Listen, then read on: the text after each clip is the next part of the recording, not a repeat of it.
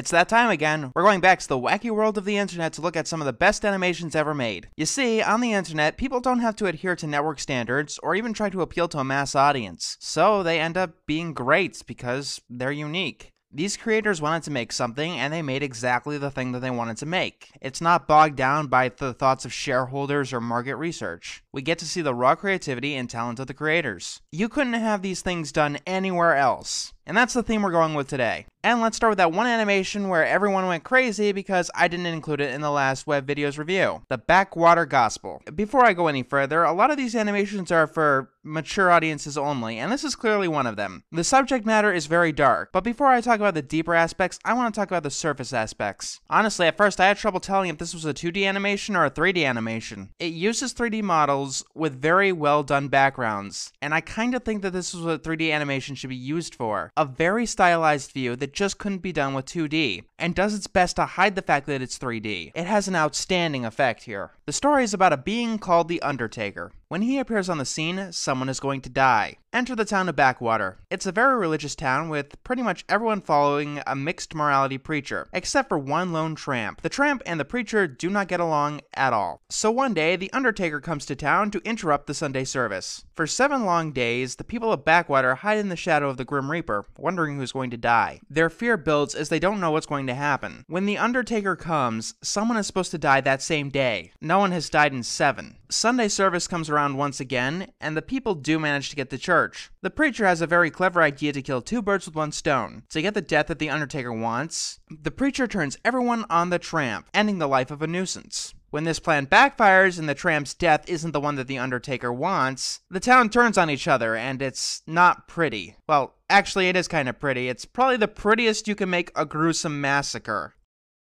In the prospect of animated music videos this time around, we've got what might be my favorite of all time, Mystery Skull's animated Ghost. I'm not even bending the rules or anything on this time like I did last time with Bronte. Sorta. Basically, Mystery Ben did a music video of another one of Mystery Skull's songs. And you know what the band did? Instead of issuing a cease and desist or a DMCA, the band hired him to make a music video for another one of their songs. And it turned out to be amazing. So amazing, in fact, the animated music video has 8 times more views than the live action version of the music video. And I can see why, since the original music video is just a parody of The Exorcist. Due to this circumstance, though, I don't know if Mystery Ben created the story and the meaning of the music video all on his own, or if the band told him the deeper meaning. Most techno songs are more focused on just sounding good rather than having a deeper meaning, or even really a shallow meaning. Either way, the music video brings meaning to it, and we get something that sounds both really good and has an interesting plotline. What you'll notice right away are the Scooby-Doo homages. This is the best way to do a homage. The original Scooby-Doo has very cheap animation and a dull color palette, while the music video is bright and fluid. Almost every second something is moving. People's heads constantly bob to the beat. Every second was painstakingly matched to the music. They don't use the homage to be lazy, as I've seen done so many times before. So many people homage or reference something else, so they feel that they don't need to write a plot, or they can get away with using the shortcomings of the original. This, however, manages to get the full feel of the original by knowing it inside and out, creating character designs that resemble the originals, and having references up the wazoo. But most importantly, they use the homage to break your expectations. This is the best way to use homage, like, ever. Despite having monsters and mysteries all over the place, the stories of Scooby-Doo are very camp and the characters aren't usually put into significant danger, though there are exceptions. The mysteries are small and usually have to do with theft. When you see Scooby-Doo homages, you're expecting a low-stakes story and how the whole thing is just some elaborate ruse by a crook. The music video knows this, as it pulls the group through a haunted mansion and has them run into a ghost. It plays on your expectation that this is going to be happy and upbeat, and it's going to have a nice happy ending, before you lose your grasp of the illusion when the actual ghost comes on stage and probably isn't a prop or a costume. Here are some Scooby-Doo jokes. But nope, surprise, there was actually a gruesome murder in the backstory all along. Not only that, but our Shaggy character did it to our Fred character because a haunted cave possessed his sense of jealousy. And to stop the cave from possessing our Shaggy character completely, our dog tore off his arm. On top of that, the story ends in tragedy. The Fred character, who is named Lewis by the way, is about to rekindle with his girlfriend Vivi, so long after being inadvertently killed by Arthur, his best friend. However, Arthur thinks that this is a spirit bent on revenge or malintent, and gets the group out of the mansion as fast as possible.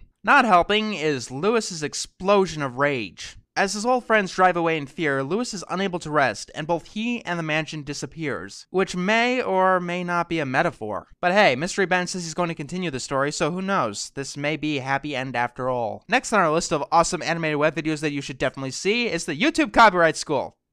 I'm kidding. I'll talk about that piece of shit later. But let's lighten up the mood a bit with Starter Squad. Honestly, I could at least do 5 of these videos for video game fan animations. Hell, I could do that for Pokemon or Minecraft alone. But today, we'll do the series about the 3 Kanto starters just having daily adventures. They make fun of the stupidity of NPCs, mock the conventions of the game, kill wild Caterpies, and do typical stuff you do in Pokemon games. As a more comedy-based series, there's not much I can talk about without spoiling the jokes. Oh, and your enjoyment out of this one probably depends on how much you could tolerate series that aren't finished yet. Which reminds me of something. Since we're on the subject of really funny animations based on video games that take a long fucking time to continue, there's Silent Hill 2, Chibi Edition. Honestly, this is probably one of the first internet animations that I've ever seen. I'm pretty sure that it predates YouTube, and as such, yeah, the animation is really out of date, even by internet standards. It is, however, really funny, as it parodies Silent Hill 2, turning something dark into something remarkably funny. But here's the thing, it ends with a to be continued, and the version on YouTube was uploaded 6 years ago. So I guess this one is kinda bittersweet. Personally, I believe that getting something really good that ends on a cliffhanger is worth it, even if it never continues, but it's not that way for everyone, I understand. So if you want to watch something else with a little bit of charm, there's Tarboy! Tarboy is basically animation for animation's sake. The people who wrote the story said they were just going off with whatever came to their mind, and it actually really makes a lot of sense for off-the-noggin storytelling. It's clever and charming, and it lends its way for a lot of interesting visuals. And once again, there may or may not be a moral here, I'm not entirely sure. But finally, we have Draw With Me, one of the most tear-jerking internet videos ever made. The story is remarkably simple and yet remarkably strong. This is especially surprising because there's no spoken dialogue. The story is that a boy and girl are seemingly in a void and separated from each other by a large plane of glass. That's pretty much it. What can you do with this concept? Well, the only way they can communicate is by drawing and writing on the glass with black pieces of chalk. We see their relationship start to blossom as they spend time drawing, but the glass barrier gets to be more and more of an annoyance. Eventually, the boy gets so frustrated that he starts beating on the glass, and nearly breaks through, before it repairs itself and cuts up his arm. He ends up okay, but he can't draw anymore. There's a really strangely heartwarming end to this story that I won't spoil here, but I will say that it's remarkably similar to the Ghost animation. I'd go on and give more animations here, but I'm hitting a time limit here, and needless to say, Valentine's Day is coming up soon, and I gotta